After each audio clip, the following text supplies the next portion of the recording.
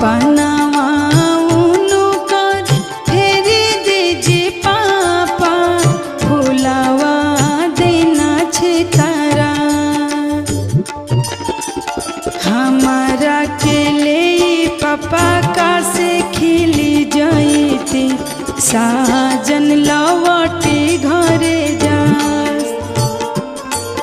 अरे हमारा के ले पापा जांघे बैठते साजन लव